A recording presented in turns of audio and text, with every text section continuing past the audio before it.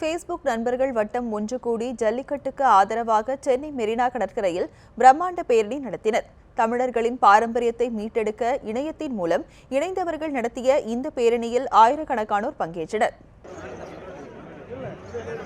சமூக வலைதளம் என்றால் பொழுதுபோக்கிற்கு மட்டுமல்ல, சமூக பணிக்கும் பயன்படுத்தலாம் என்பதை நிரூபிக்கும் வகையில் சென்னையில் இளைஞர்கள் ஒன்று கூடி பிரம்மாண்ட பேரணி ஒன்றை இன்று நடத்தினர். ஜல்லிக்கட்டிற்கு ஆதரவாக சென்னை மெரினா கடற்கரையில் நடைபெற்ற இந்த பேரணியில் ஆயிரக்கணக்கான இளைஞர்கள் பங்கேற்றனர்.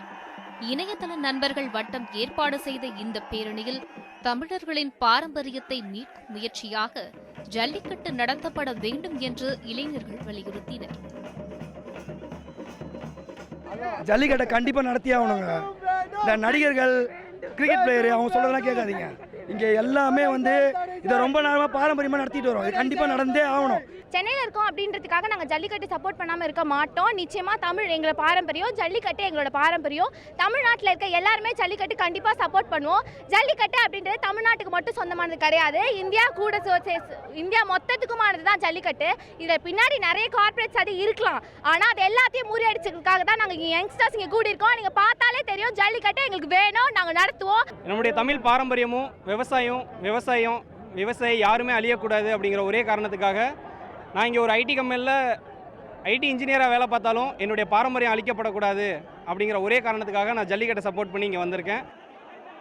சில கார்ப்பரேட் நிறுவனங்கள் தங்கள் சுய லாபத்திற்காக ஜல்லிக்கட்டிற்கு தடை பெற்று இருப்பதாகவும், எனவே ஜல்லிக்கட்டு நடத்த சட்ட திருத்தத்தை கொண்டுவர மத்திய மாநில அரசுகள் உடனடியாக நடவடிக்கை எடுக்க வேண்டும் என்றும் பேரணியில் பங்கேற்றவர்கள் வலியுறுத்தினர்.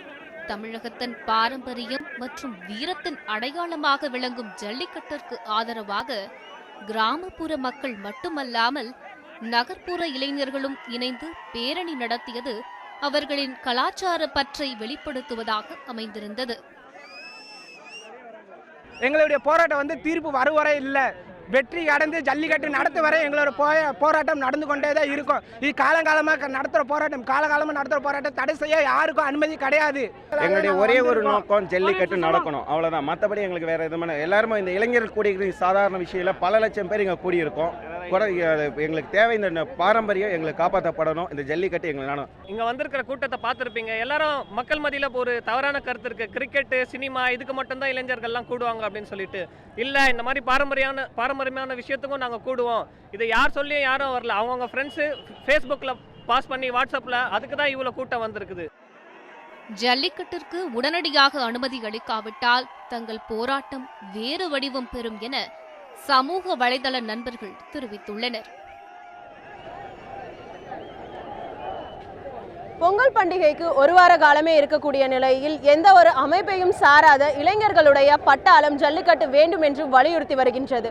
இந்த நிலையில் எதிர்வரும் பொங்கலிற்கு ஜல்லிக்கட்டு நடைபெறுமா நடைபெறாதா என்பதை பொறுத்திருந்துதான் பார்க்க வேண்டும். ஒளிப்பதிவாளர் சரவணனுடன் லாவண்யா, நியூஸ் 7 தமிழ், சென்னை.